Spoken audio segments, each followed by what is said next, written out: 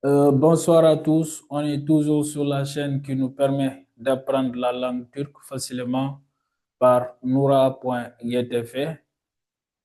Ça, c'est notre troisième vidéo concernant la conjugaison au présent actuel de la langue turque qu'on appelle Şimdiki Zaman. On a vu un premier exemple. Dans cette nouvelle vidéo, on va essayer de voir notre deuxième exemple ensemble. Donc, sans plus tarder, à la suite de cette vidéo, c'est ça qu'on va voir ensemble. Donc ici, on a mis conjugaison au présent actuel, Şimdiki zaman. Exemple 2. Donc on a donné un autre verbe qu'on appelle gitmek, qui signifie aller ou partir. Donc gitmek a deux significations. Ça peut signifier aller ou partir. Donc on va essayer de conjuguer ça encore, mais je dois juste attirer votre attention ici. Donc après avoir supprimé l'infinitif qui est mek, donc c'est git qui reste. Mais dans la langue turque, il y a une exception.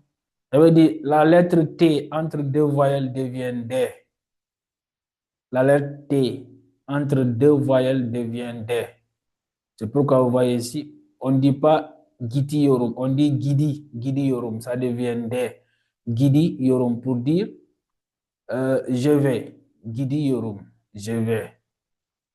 Sen gidiyorsun, o gidiyor, il va. Biz gidiyoruz, nous allons. Siz gidiyorsunuz, vous allez. Onlar gidiyorlar, ils ou bien elles vont. Donc, ici, on va reprendre encore. Ben gidiyorum, sen gidiyorsun, o gidiyor, biz gidiyoruz, siz gidiyorsunuz, onlar gidiyorlar. Une autre remarque, vous voyez, après avoir supprimé ce qu'on appelle l'infinitif, donc la base verbale, la voyelle qui doit intervenir doit respecter la règle de l'harmonie vocalique. Donc, si vous voyez ici, seulement la voyelle qui varie, c'est ça qui varie. Ça varie en fonction des verbes. Mais your, ça c'est toujours constant. Cette partie-là est toujours constante. Voilà. C'est seulement cette voyelle qui doit venir après juste la base verbale. C'est ça, c'est cette voyelle-là qui varie en fonction des verbes. Donc ça, c'est à retenir.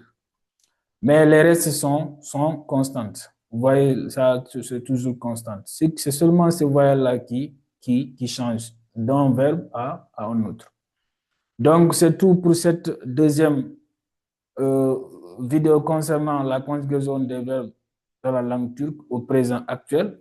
Si vous avez vraiment appris quelque chose ou bien si vous avez des questions, n'oubliez pas de me les laisser en commentaire. Je vous remercie.